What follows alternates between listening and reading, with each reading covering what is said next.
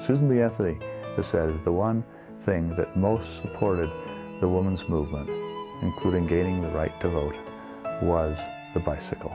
As women became avid cyclists, the restrictive clothing proved to be very cumbersome, and a call was raised for a change. And as you can imagine, this desire among women to change their clothing was very controversial.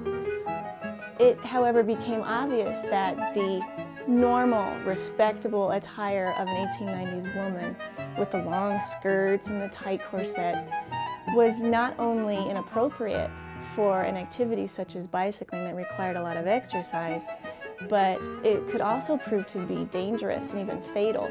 Just imagine what would happen if these long skirts became entangled within the spokes of a bicycle as you were coasting downhill.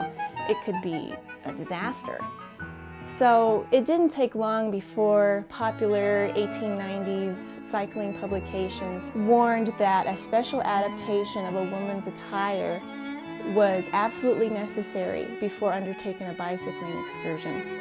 So bustles and hip pads were the first items to go because they were just too floppy on a bicycle. And next was the suffocating corset, which was rightfully retired for several reasons. Cycling West magazine, which was a popular publication at the time, reported that women would ride better, feel better, and look better without these corsets. Also, a man was now relieved of the fear that the lady he was escorting might faint from lack of oxygen flow caused by the aesthetically pleasing but extremely impractical corset. If this occurred, the man would have to suffer the embarrassment of loosening the laces of the corset to revive her. So don't be fooled. This occurrence of change, this acceptance of change, was still somewhat about the man and his comfort level as well as the woman's. Ladies of the cycling persuasion, the time has come to voice your opinion concerning the attire suitable for our favorite two-wheel pastime.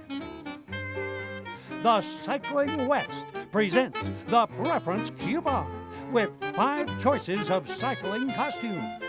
Mail us your choice of ideal dress and we will tally and publish the results. As of December 26, 1895, the short skirt triumphed, followed by bloomers, with knickerbockers holding up the rear. So ladies, shorten that hem to your heart's desire, within the bounds of modesty, of course, and hop on that bicycle and scorch the boulevard.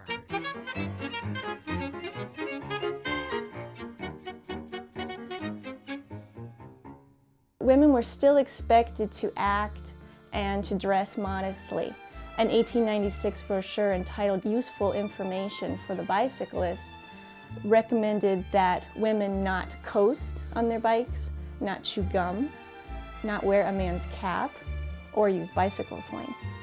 And it also reminded women to bring along a needle and a thread just in case they had to repair some torn clothing along the trip. However, knickerbockers and bloomers became acceptable forms of dress for the female bicyclists, especially after the Fellowship for Ethical Research gave these items its stamp of approval.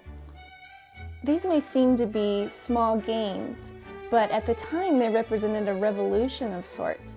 This change in modest and restrictive clothing, this newfound freedom and independence on wheels. In these ways, the bicycle gave women new hopes and new experiences, and it provided them with the means to achieve these.